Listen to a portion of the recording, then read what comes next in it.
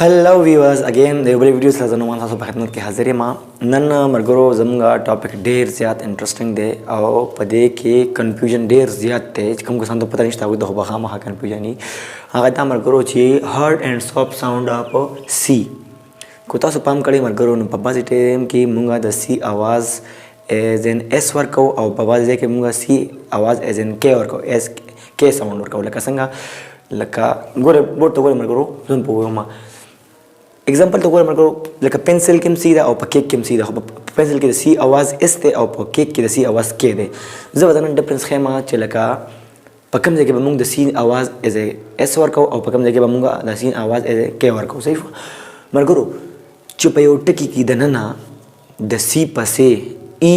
آی یا وای راغلی د سی پسې ای آی یا وای دا درې ټکي چې کوم دي لکه په دې کې چې هر یو لیټرس پکې راغلی لکه په پنسل کې د سی پسې پی ان سی آی ایل راغلی سی پسې آی راغلی. دا صحیح شوه چې په یو ټکي کې دننه د سی پسې آی راغلی هلته کې به مونږ د سی اواز ایز ان اس ساوند کې ورکوو لکه څنګه هغه سافټ دی لکه پنسل کې وګوره کنه پی ای ان سی آی ایل. صحیح شوه ایکسل د کمپیوټر چې کوم پروګرام دی دغه دی دې پروګرام دی ایکسل سی پسې یا ای ده که نه نو موږ دلته کې دا پنس سی ان اس ساوند ورکو. ها سیل چې کوم دی خولیا سی ای ډبل ایل سی پسې بیا ای ده که نه نو موږ ووایو چې په کوم ځای کې د سی پسې ای آی یا وای راغلي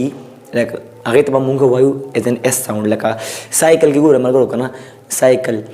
سی پسې وای راغلی که نه نو سایکل موږ شروع پسې نه کوو. صحیح شوه ښه اوس راځو ملګرو هارډ ساوند هارډ ساوند چې کوم دی کو په یو ټکي کې دننه د سی پسې د دې درېو ټکو نه علاوه other than ای آی یا وای مونږ ولیو کنه په سافټ ساوند کې چې د سی پسې به یا ای آی یا وای راغلي. خو اوس الټا چې په یو ټکي داسې چې په هغې کې د سی پسې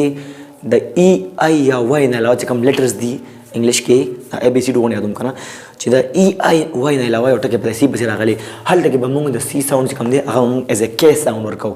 لکه دې خو ګوره کیک ته ګوره که نه کیک کې د سی پسې څه راغلي ای راغلی ده ای آی یا وای نه هلته کې مونږ د سی اواز ایز ان کې ساوند ورکوو. صحیح شوه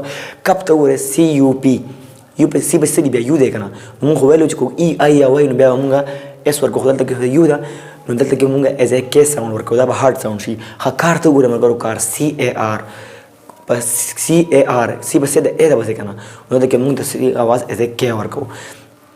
دوباره ته ګوره ملګرو د سی چې کوم دی دوه ساونډ دي په سی چې کوم دی دا دوه ځای کې دوه ساونډ ورکوي. صحیح شوه یو کې ساوند ورکوي یو اس ساوند ورکوي. اس ساوند چې کله ورکوي ملګرو دغه ټی کې مونږ وایو چې دلته کې د سی اواز سافټ دی او چې په کوم ځای کې د کې ساوند ورکوي سی هلته کې مونږ وایو چې د سی اواز هارډ دی. صحیح شوه